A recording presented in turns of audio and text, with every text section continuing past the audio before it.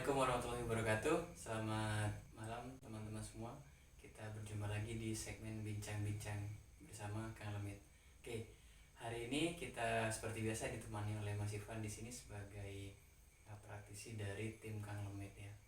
Oke, nah kali ini kita akan sedikit membahas sesuatu yang banyak orang sudah tahu ya secara umum ataupun dari setiap daerah juga mungkin sudah ada kegiatan seperti ini.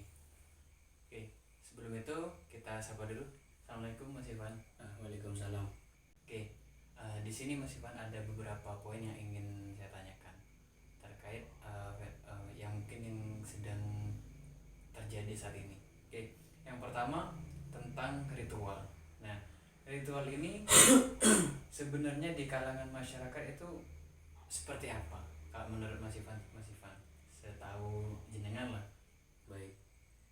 Boleh saya menyampaikan sesuatu dulu? Oke. Ya. Assalamualaikum warahmatullahi wabarakatuh. Kembali lagi bersama channel YouTube Kang Lemit. Cuma seperti biasa kita bukan penelusuran ya. Akan tetapi segmen kita pada malam hari ini seperti yang Mas Mif katakan di bincang-bincang pada malam hari ini ada suatu hal yang saya pikir menarik lah untuk kita kulas, untuk kita bahas.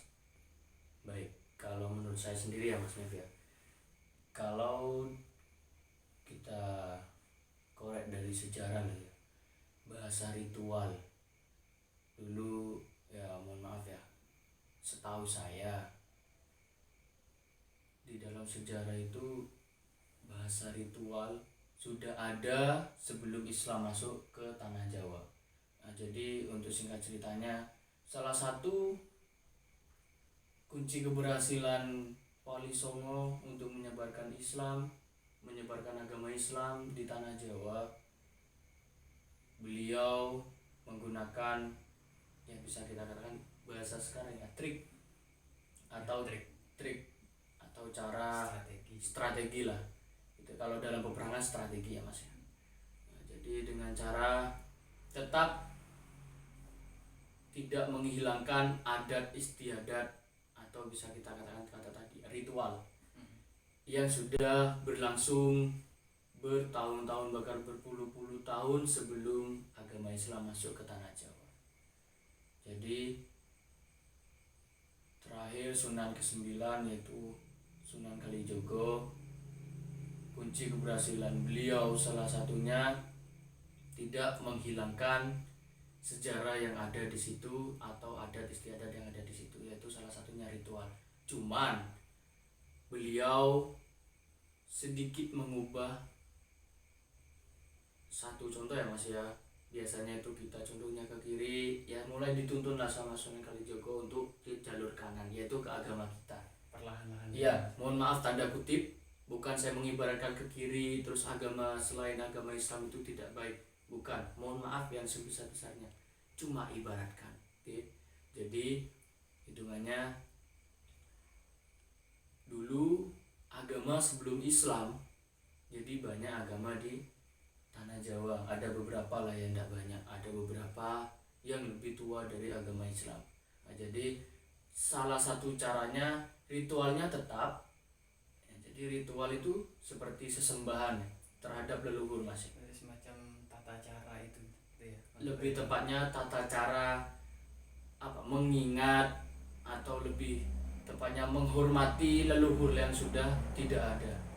Nah, jadi tidak dihapus oleh beliau, tidak disarankan untuk ditinggalkan oleh Sunan Kalijogo, akan tetapi mungkin dari doa atau caranya sedikit dirubah, tapi adanya tetap. Jadi secara esensi atau secara isi diganti dengan mungkin yang sesuai dengan agama Islam, kalau khususnya yang beragama Islam.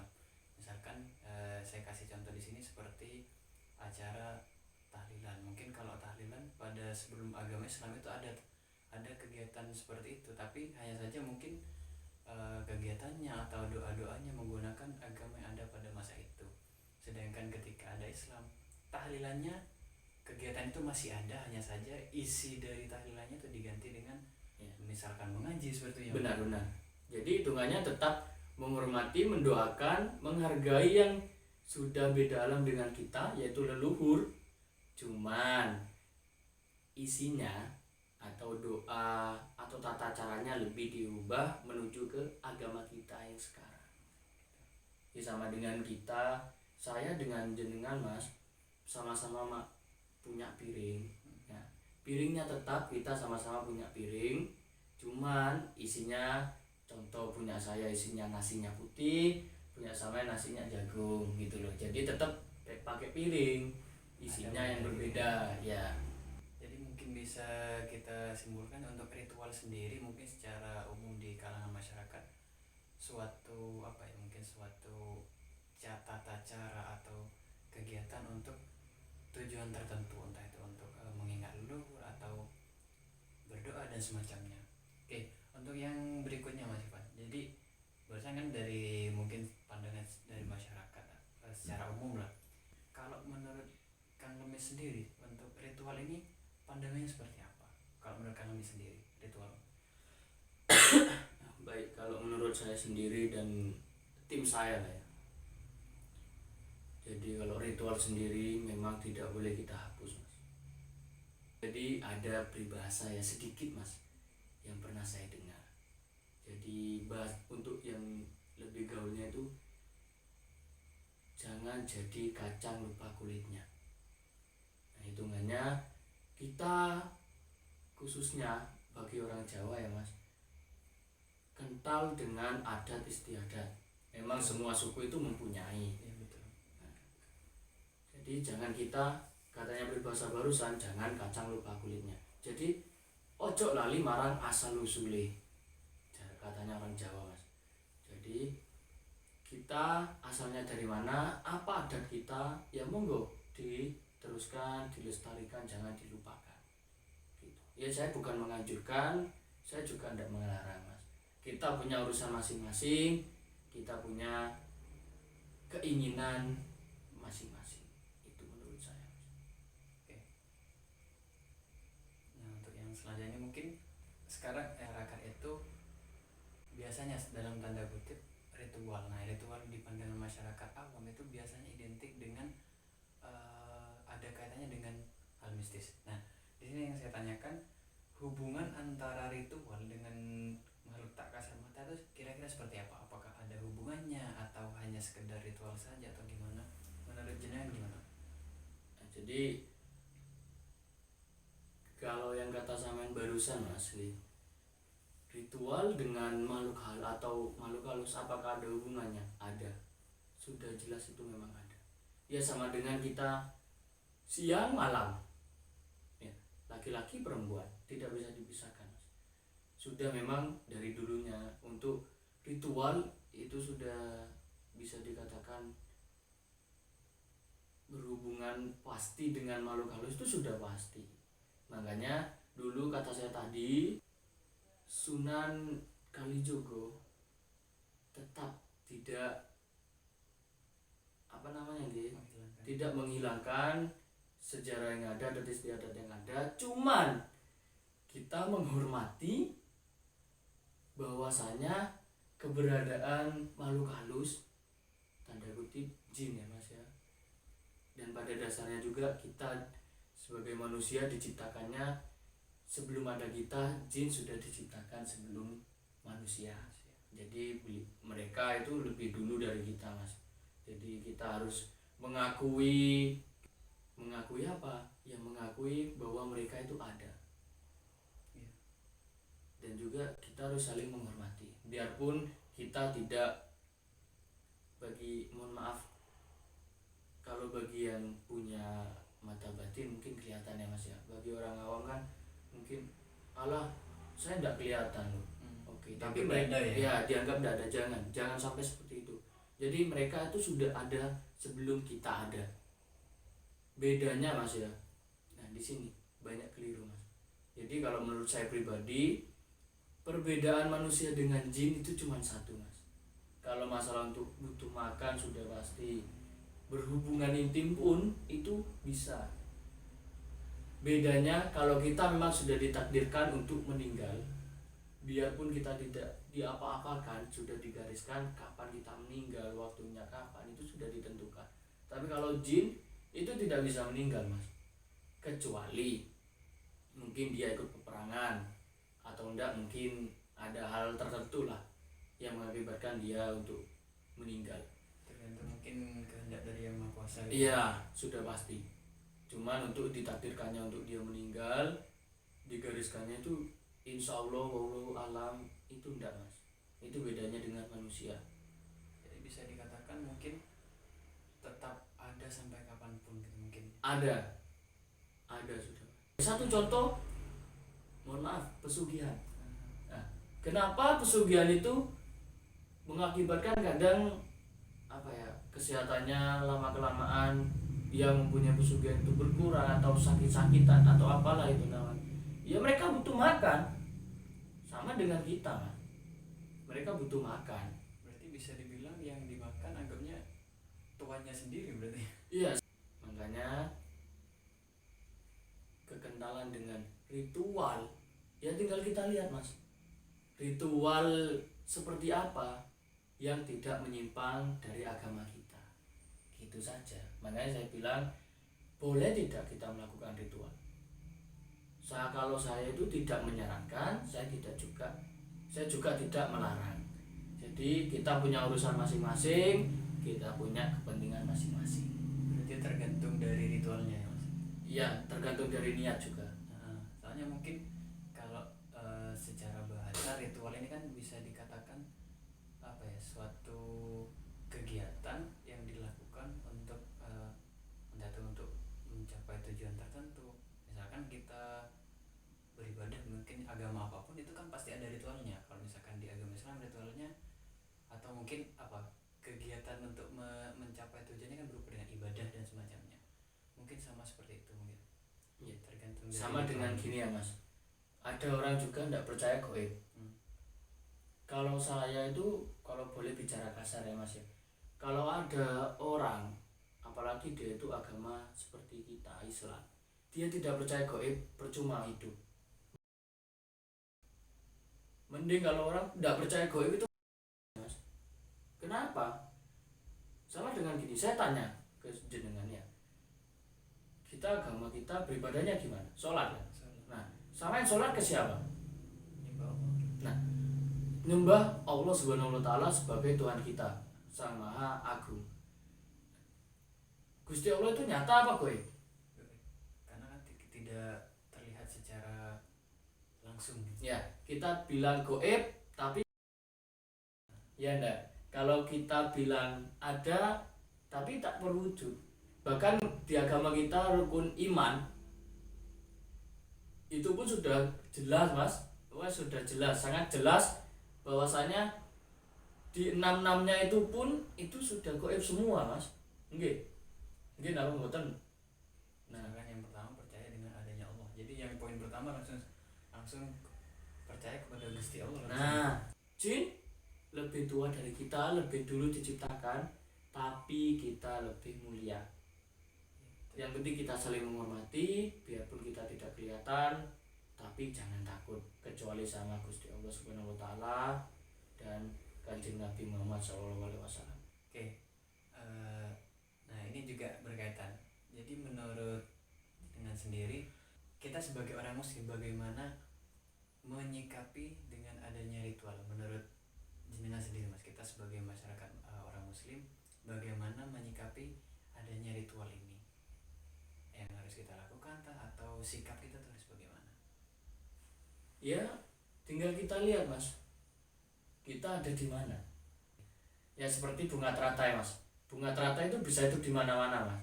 Ya kata saya barusan, kita hidup di mana? Kita kalau hidup di kalangan masyarakat pedesaan mas, ya kita harus mengikuti ada di situ. Cuman kita harus pintar mas, memilah dan memilih mana yang tidak menyimpang dari agama kita dan mana yang harus kita ikuti, gitu mas. Jadi bukan semata-mata kita karena orang Islam terus kita tidak boleh ikut ritual, jangan, itu salah. Kita manusia biasa, bahkan wali Allah pun kan sudah tahu yang kata saya barusan mas, Salah satunya yaitu Sunan Kalijogo masih mengikuti ritual itu. Iya. Masih mengikuti, cuman kata saya barusan kita harus pintar sebagai manusia, pintar memilah dan memilih mana yang harus kita ikuti dan mana yang tidak. Tapi kita harus tetap mengikuti adat di situ. Gitu. Jadi kita harus menyesuaikan, Iya, Mas. bisa dikatakan kita mengikuti arus tapi tidak terbawa arus gitu ya. Iya, karena peribahasa itu, Mas, kita harus mengikuti arus seperti air mengalir, tapi kita tidak boleh ke bawah arus. Iya. Gitu. Bahkan sampai ada ungkapan seperti ini, kita juga harus menghormati, karena menghormati itu bukan berarti kita menyetujui. Seperti misalkan ada suatu ritual yang misalkan bertentangan dengan kita, nah kita juga harus tetap menghormati, karena itu kan juga mungkin keyakinannya mereka ya Mas ya. Tapi kita menghormati bukan berarti kita setuju dengan apa yang mereka lakukan seperti itu, karena kan kita juga hidup di Indonesia, di mana di Indonesia ini kan sangat Sosial, Mas. ya sosial dan kaya sekali akan keberagaman yang ada. Mungkin kira-kira seperti itu ya. Apalagi kita hidup di Jawa, jangankan di Jawa, kan banyak, Mas, suku-suku yang masih kental dengan adat istiadat. Jadi kita itu kalau masih hidup di Indonesia, kalau kata saya, Mas, kita tidak bisa untuk menghilangkan adat istiadat itu, karena itu memang sudah ada dari dulu, jauh dari kita hidup, dan bahkan zaman Belanda pun sudah ada itu, Mas. Jadi jangan gampang kita ngambil info-info yang kurang baik lah. Kita, makanya saya bilang barusan, kita harus pintar jadi manusia, pintar apa, memilah dan memilih mana yang baik untuk kita dan keluarga dan mana yang kurang baik. Itu saja. Bisa memposisikan diri. Iya, benar. Oke, untuk yang terakhir mungkin ya Mas. Nah, beberapa waktu kemarin ini santer sekali itu berita tentang adanya ritual di suatu pantai gitu ya Mas. Nah, itu sampai di berita sampai memakan korban cukup banyak tuh Mas. Nah, menurut pandangan jenengan sendiri kira-kira gimana untuk terkait ritual yang dilakukan di pantai yang terjadi beberapa hari yang lalu itu? Oh, yang terjadi di Jember ya, Mas ya. Oke. Kalau pandangan saya pribadi, Mas, ya sih, apa ya, sebenarnya kalau kita untuk menyalahkan gurunya itu ya tidak baik juga, Mas. Cuma mungkin caranya itu kurang baik. Tapi yang saya bilang barusan, Mas, kita untuk menyalahkan itu kenapa? Karena beliau kan tidak ngajak, Mas. Maksudnya tidak woro-woro kan. Tapi muridnya yang datang ke gurunya. Iya enggak? Maksudnya yang datang untuk berobat. Cuman mungkin cara atau resiko yang akan dialami itu kurang untuk diantisipasi, Mas. Kalau pandangan saya pribadi, kemungkinan dari kru kemarin pas kejadian itu, jadi saya dengan kru itu langsung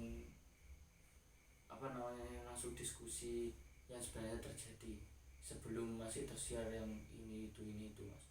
Kalau pandangan saya pribadi dan para tim saya, jadi kemungkinan insya Allah ya Mas, wallahu alam, pas ritual